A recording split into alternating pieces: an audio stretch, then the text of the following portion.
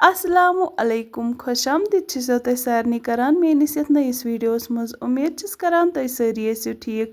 आज बनाओ अस राजमा तो गोगजे युस वंदस मज सारे हुंद पसंदीदा सुन छ आसान।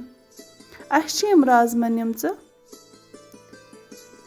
यम त्रावोक अस गोड प्रेशर कुकरस मज अथ मज छ अस आब निमुत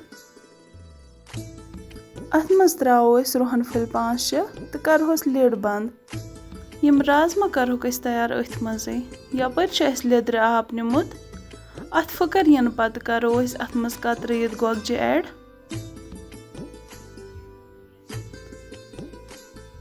अक 2 मिनट गसित करो अस यमन गोगजन यह आब नेबर।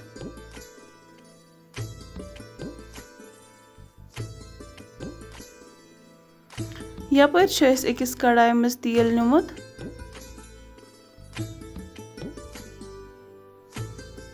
अथ तिलस मज करहोक अस यम गोगजे फ्राई यम छ अस हल्का हल्का फ्राई करने।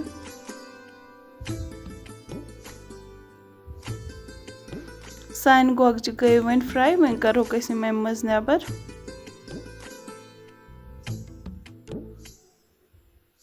तुम हेकियो वुचित यम अस राजमा आस निमच तुम ते गई वन यपर तैयार।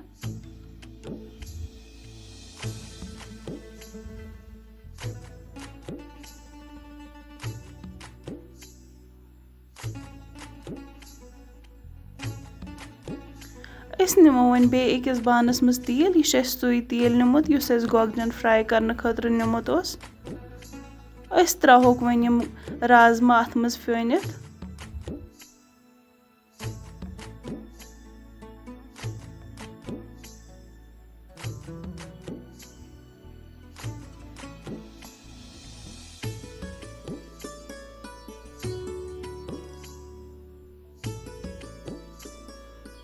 अस त्रावो वन अथ मज नून मर्चुवांगन रुहन पेस्ट अस अथ मज वारियाहन कमन मसालन हुंद इस्तेमाल करान। 2-3 मिनट गसित करो वन अस अथ मज गोगजे ऐड यम अस ब्रोह फ्राई आस थमच करित।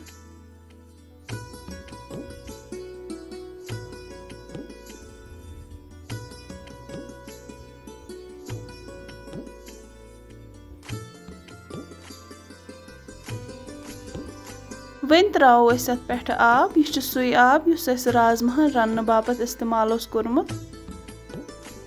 अथ कलर ते वारिया असल आसान तवे छन अथ लेदर त्रावनच जरूरत पेवान।